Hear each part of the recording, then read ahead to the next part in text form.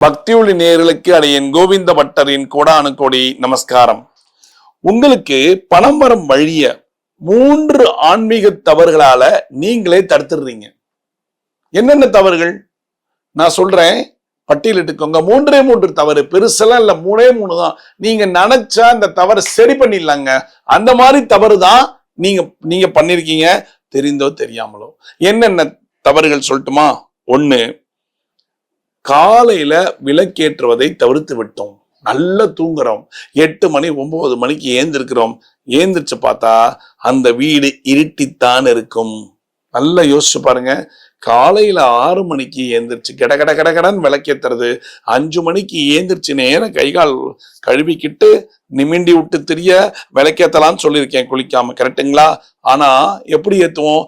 எது மேலேயுமே டச் பண்ண மாட்டோம். லைட்டா விளக்கேத்திட்டு நெருப்பட்டி ஏத்திட்டு ஜாக்கிர ஜோதி ரூபாய நமஹ அப்படின்னு சொல்லி விளக்கேத்திட்டு நேரம் போயிருவோம். குளிச்சு கழிச்சுட்டு வந்து எல்லாம் பண்ணுவோம், கரெக்டுங்களா? அப்ப அந்த விளக்க 5 மணிக்கு ஏத்தக்கூடிய அந்த விளக்க 8 மணி 9 மணி 10 மணிக்கு ஏத்தினா என்ன நடக்கும்? உங்க வீடு உங்களை அறியாமையே இருட்டாய் போய்விடும். கரெக்டா? அந்த காலத்துல பாத்துருக்கீங்களா? 6 மணி ஆச்சுன்னா அப்பா சொல்றார், பா விளக்க போடு. அம்மா சொல்லுவாங்க, விளக்கேத்திட்டு வா போ, லைட்டை போடு. ஏன்? 6 மணிக்கு சாயங்காலம் 6 மணிக்கு இருட்டி இருந்தா மகாலட்சுமி கடாட்சம் அந்த வீட்டுக்கு வராது. 1.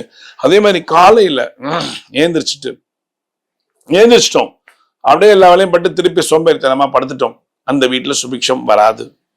நீங்க என்னங்க எல்லாம் வராது, நீங்க தப்பு பண்றீங்கல்ல, அந்த தப்பை திருத்தணும்ல, திருத்தினாதான் நல்லது நடக்கும்.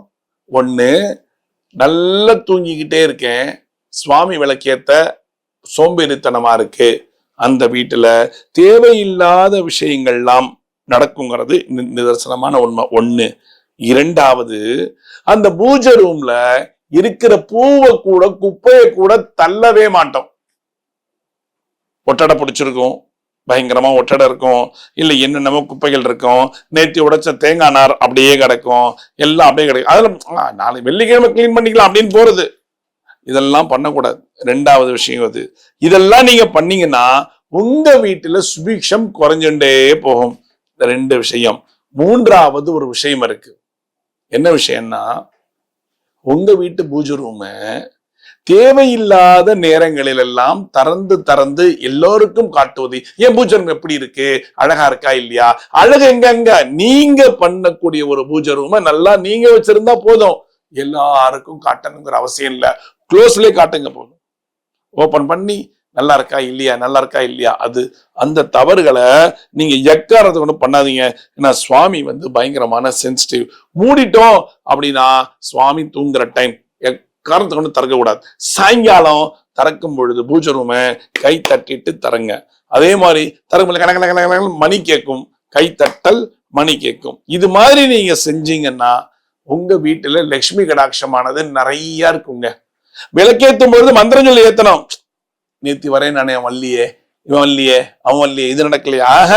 விளக்கேற்றும் போது மனசுத்தமா ஜாக்கிர ஜோதி ரூபாய நமஹா அப்படிங்கிற மந்திரத்தை சொல்லி ஏற்றி பாடுங்கள்.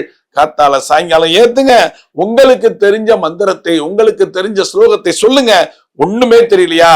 வேணாங்க, ராம ராம ராம ராம ராம ராம ராம சொல்லிட்டே ஏத்துங்க விளக்கு.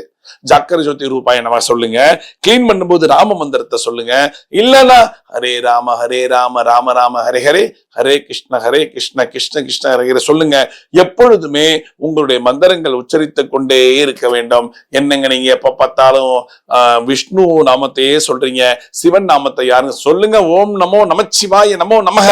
அதே மாதிரி கிளீன் பண்ணும்போது நமச்சிவாய நமச்சிவாய நமச்சிவாய ஓம், நமச்சிவாய நமச்சிவாய நமச்சிவாய ஓம், இல்லையா ஓம் சரவண பவ.